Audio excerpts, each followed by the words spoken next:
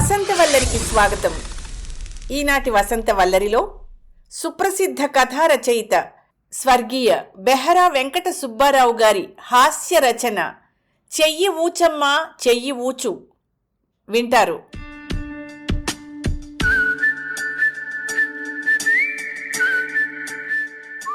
Officer గదిలోంచి బయటపడ్డ head Clark చుట్టూ మూగారు ఆ ఆఫీస్లోని గుమాస్తాలందరూ. పరీక్షా ఫలితాలు పడ్డ పేపర్ చుట్టూ మూగిన విద్యార్థుల్లా.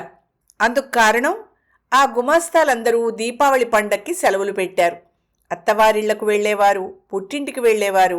అందరి సెలవు దరఖాస్తులు పట్టుకుని ఆఫీసర్ గదిలోకి వెళ్ళాడు హెడ్ గుమాస్తా. ఎప్పుడు తిరిగి వస్తాడా అని ఎదురు చూస్తున్నారు మిగతావారు. సెలవు గ్రాంట్ అయిందా లేదా అని ఆందోళన అందరిలోనూ కనిపిస్తోంది. పాపారావు కొత్త పెళ్లి కొడుకు. పెళ్ళై 4 రోజులే అయింది. మొట్టమొదటి పండక్కు అత్తవారింటికి వెళ్ళాలి. దీపావళి, నరక చతుర్దశి ఎలాగూ సెలవులే. మరో 4 రోజులకి సీఎల్ అప్లై చేశాడు. మొన్న ఓ 40 రూపాయలు ఖర్చు పెట్టి ఆఫీసులో పార్టీ కూడా ఇచ్చాడు. ఎలాగూ లీవ్ గ్రాంట్ అవుతుందని ధైర్యం అతనుకుంది. అయినా అతనిలో ఆతృత పోలేదు. అడిగినన్ని రోజులు గ్రాంట్ అయిందో లేదో అని. చనిపోయిన అమ్మమ్మకు సీరియస్గా ఉందని టెలిగ్రామ్ తెప్పించుకుని జతపరిచి మరీ సెలవుకు అప్లై చేశాడు రామారావు. అత్తారింటికి వెళ్లడానికి పెళ్ళై 10 సంవత్సరాలైనా కూడా ఇలానే అందరూ దరఖాస్తులు పెట్టుకున్నారు, రకరకాల కారణాలు చూపిస్తూ. అందరూ మూగి ప్రశ్నల వర్షం కురిపించినా బెల్లం కొట్టిన రాయిలా ఏమీ మాట్లాడకుండా తన సీట్లో కూలబడ్డాడు హెడ్ క్లార్క్. 2 నిమిషాలు అందరూ నిశ్శబ్దంగా ఉండిపోయారు. ఆయన వైఖరికి అసలేం జరిగిందో ఎవరికీ అర్థం కాలేదు. షాకు నుంచి తేరుకున్నవాడిలా టేబుల్ మీదకి వంగి మాట్లాడడం మొదలెట్టాడు హెడ్ క్లార్క్. అందరూ చెవులు నిక్కరించి వినడం మొదలెట్టారు. మన ఆఫీసులో ఎంతమంది స్టాఫ్? ప్రశ్నించాడు అందరి వైపు చూస్తూ. ఇదేం ప్రశ్న, చవట ప్రశ్న అనుకున్నారంతా. అయినా అతి వినయంగా సమాధానం ఇచ్చాడు 5 రోజుల సెలవు కావలసిన అవధాని.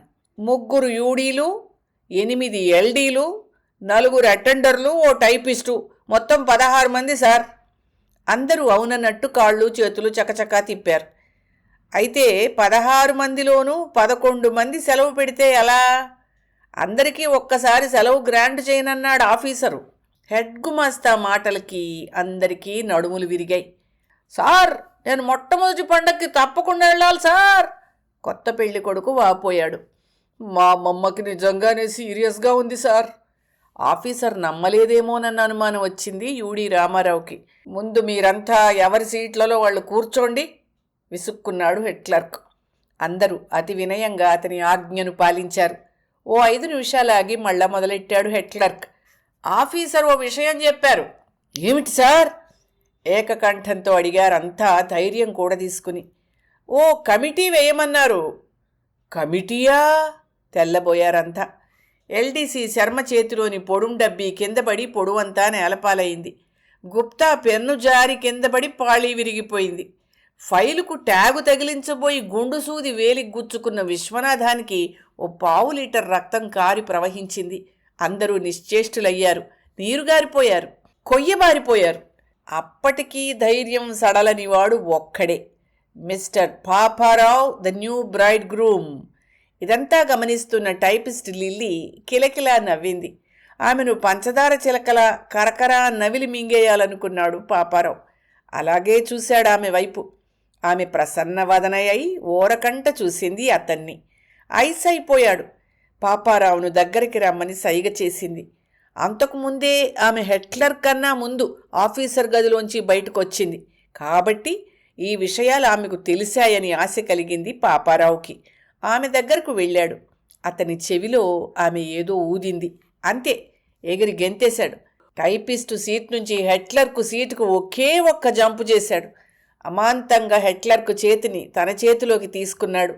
గట్టిగా షేక్ హ్యాండ్ ఇచ్చారు ముసిముసిగా నవ్వుతూ head clerk. Thank you sir, thank you, thank you గట్టిగా అరిచాడు పాపారావు. హాలంతా మారు మ్రోగేలా. అతని అరుపుకి అంతవరకు అపస్మారక స్థితిలో ఉన్నవారంతా ఒక్కసారి మేల్కొన్నారు, విచిత్రాన్ని కన్నారు. పాపారావు చెయ్యి, హెడ్ క్లర్క్ చెయ్యి అతుక్కుపోయున్నాయి. హంటుకట్టిన మొక్కల్లా మొహాలు మతాబాల్లా వెలిగిపోతున్నాయి. మిగతా వారు వారి చేతులను విరగ్గొట్టారు విలన్లలా. మా మాటేమిటన్నట్టుగా చూశారు.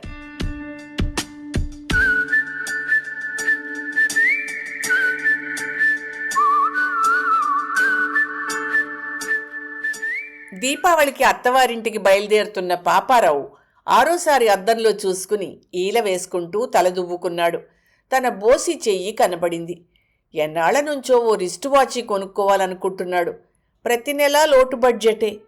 వీధి చివరన ఉంటున్న ఓ ఫ్రెండు చిన్నారావు ఈ మధ్యనే ఓ కొత్త వాచి కొన్నాడు. ఆ వాచి ఎరువు తీసుకుని బయలుదేరాడు అత్తారింటికి. స్టేషన్కు చేరుకున్న తర్వాత తెలుసుకున్నాడు తాను వెళ్లాల్సిన బండి ఓ 3 గంటలు లేటు అని. రైల్వేస్ను 4 కేజీల తిట్లు తిట్టాడు. విసుక్కుంటూ ప్రయాణీకుల క్యూలో నిలబడ్డాడు టిక్కెట్ల కోసం. ఎప్పుడూ లేటుగా వచ్చే ఈ బళ్ళకి టైం టేబుల్ కూడా ఎందుకు అని బయటికే విసుక్కున్నాడు. ఆ పాటి తెలియదటండి, బండి ఎంత లేట్ వస్తుందో తెలుసుకోవడానికి వెనుక నిలబడ్డ ప్యాసింజర్ జవాబిచ్చాడు నవ్వుతూ. ఏడిసినట్టే ఉంది నీ విట్టు. లోపలే విసుక్కున్నాడు, బయటికి మాత్రం నవ్వుతూ.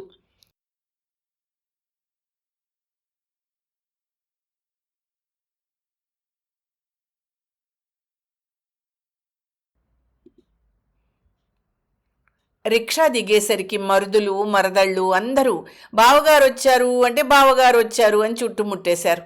పాపారావు దృష్టి వాళ్ల మీద ఉంటేగా. అమ్మా, బావగారు కొత్త వాచీ కొన్నారే, చేయి పట్టుకుని పీకేస్తోంది మరదలు పిల్ల. వాచీలో విమానం కూడా ఉందే, ఎంత జోరుగా తిరుగుతోందో. వాచీలోని సెకండ్స్ ముళ్ళును పట్టుకోవడానికి ప్రయత్నిస్తున్నాడు ఆఖరి బావమరిది. పిల్లలు, ఏమిటర్రా అతన్ని అలా చుట్టేశారు, లోపలికి రానివ్వండి. అత్తగారు గట్టిగా కేకవేసి వారి బారి నుండి తప్పించి పాపారావుని రక్షించింది. అంతా క్షేమమా బాబూ? కుశల ప్రశ్న వేసింది అత్తగారు.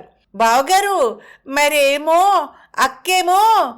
ఆఖరి బావమరిది ఏమిటో చెప్పబోతున్నాడు. పాపారావుకు ఆతృత ఎక్కువైంది. ఎటువైపో చూస్తున్నట్టు నటిస్తూనే వాడి మాటలు శ్రద్ధగా వింటున్నాడు. కానీ వాడు సరిగ్గా చెప్పలేకపోతున్నాడు. మరి అక్కకి ఏమైంది ప్రసాదు అని అడగాలనుకున్నాడు. ఎదురుగా అత్తగారుండడం వల్ల బాగోదని ఊరుకున్నాడు. ఇంతలో వీధిలో రిక్షా ఆగింది. మావగారు, తన అర్ధాంగి లలిత రిక్షా దిగారు. బుట్టలతో సామాన్ దింపుతున్నారు మావగారు. అమ్మయ్యా అనుకున్నాడు పైకే పాపారావు. పక్కనే అత్తగారుందన్న సంగతి మర్చి వెంటనే సిగ్గుపడిపోయాడు. మొహం పక్కకు తిప్పాడు. మళ్ళా చూసేసరికి పక్క గదిలోకి తుర్రుమంది అర్ధాంగి లలిత.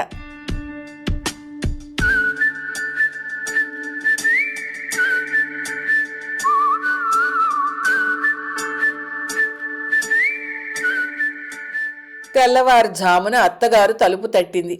లలిత వెళ్ళి తలుపు తీసింది. టైం ఎంతయింది, అల్లుణ్ణి అడుగమ్మా, తలంటి నీళ్లు పొయ్యాలి అందరికీను అంది. టేబుల్ మీద పెట్టిన వాచి తీసి చూశాడు పాపారావు. రాత్రి 11 గంటలకు ఆగిపోయింది. కొంప ములిగింది కదూ అనుకున్నాడు. కొని 10 రోజులే అయిందని ఇందాక బొంకాడే, ఇప్పుడు ఎలాగబ్బా? 4 గంటలు అయిందండి ఉజ్జాయింపుగా చెప్పేశాడు. అత్తగారు వెళ్ళిపోయింది. లలిత కూడా బయటికెళ్ళింది నీళ్ల పొయ్యి అంటించాలి అనుకుంటూ. కానీ వాచి ఎందుకు ఆగిపోయిందో అర్థం కాలేదు పాపారావుకి. కొని 15 రోజులేగా అయింది.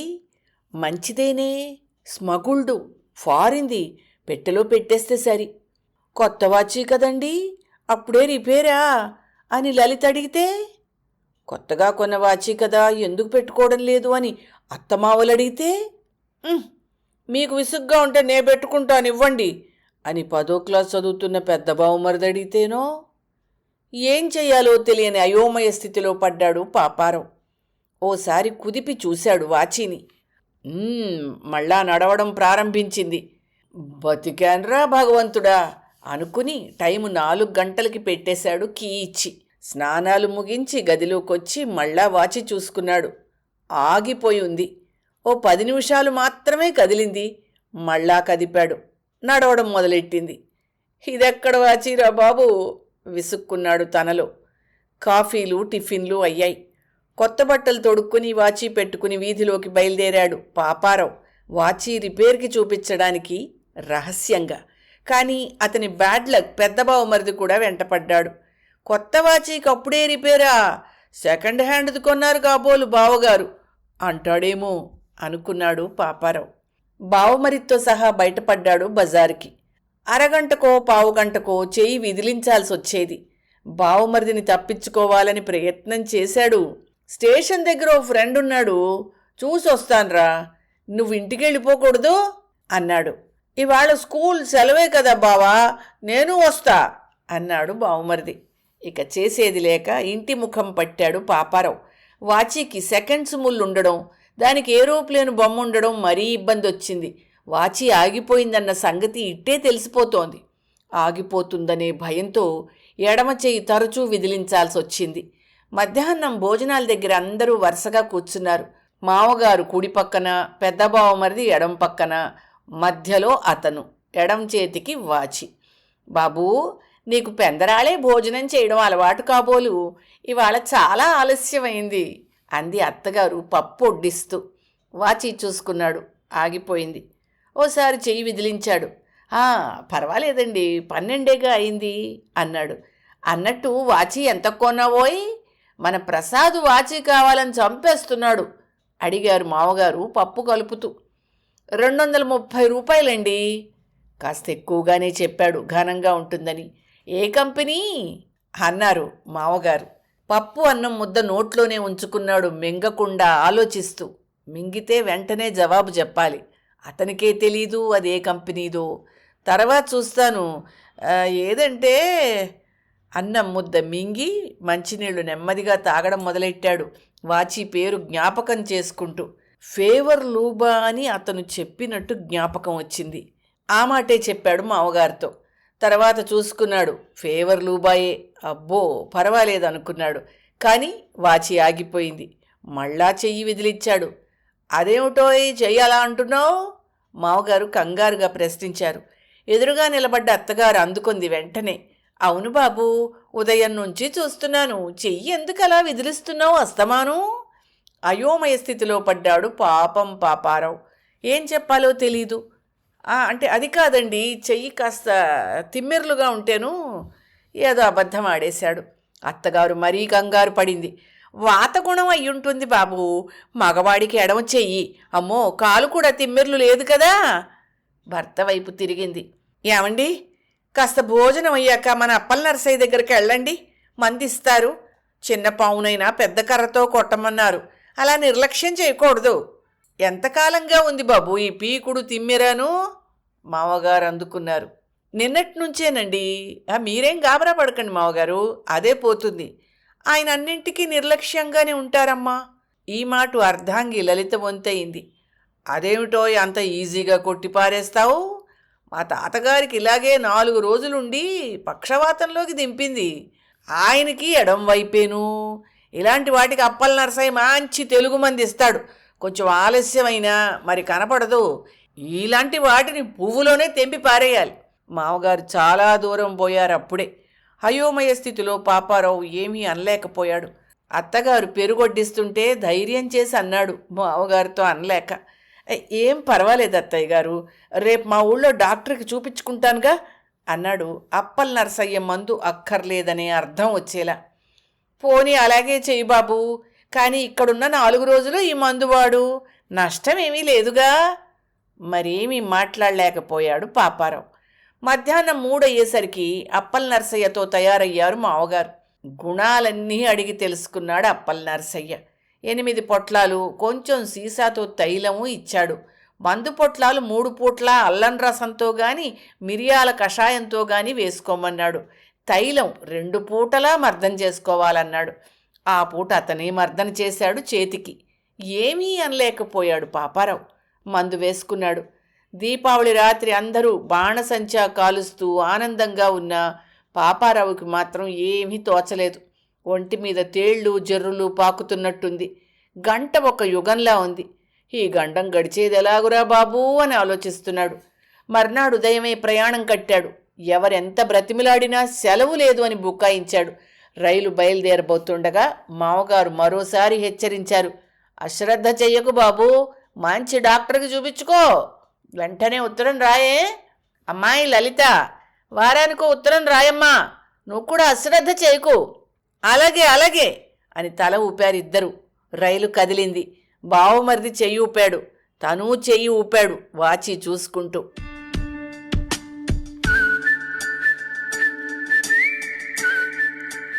వసంతవల్లరిలో సుప్రసిద్ధ కథా రచయిత స్వర్గీయ బెహరా వెంకట సుబ్బారావు గారి హాస్య రచన చెయ్యి ఊచమ్మా చెయ్యి ఊచు విన్నారు. కథ శ్రద్ధగా విన్నారా మిత్రులు? అయితే ఈ కథలో మన హీరో పాపారావుకి వాచీని అరువుగా ఇచ్చిన వ్యక్తి పేరు కామెంట్ బాక్స్లో తెలియచేస్తారు కదూ. వసంతవల్లరిలో ఇవాల్టి కార్యక్రమం మీకు నచ్చిందని ఆశిస్తున్నాను. అందుకే లైక్ చేసి మీ మిత్రులకు బంధువులకు లింక్ను షేర్ చేసి మీ అమూల్యమైన అభిప్రాయాన్ని నాకు కామెంట్ బాక్స్లో తెలియచేయమని, వసంతవల్లరికి సబ్స్క్రైబ్ చేయమని విన్నవించుకుంటూ మీ వసంతలక్ష్మి అయ్యగారికి సెలవు మరి. Thank you. వసంతవల్లరి మిత్రులు, శ్రేయోభిలాషులు, వీక్షకులు, శ్రోతలు అందరికీ ఒక విజ్ఞప్తి. గతంలో లాగానే ఎప్పటికప్పుడు నా కథలను విని స్పందన తెలియచేయమని కోరుతూ, నేను చదివిన కథ మీకు బాగా నచ్చినట్టయితే తప్పకుండా హైప్ ఆప్షన్ నొక్కి నన్ను ప్రోత్సహిస్తారు కదూ.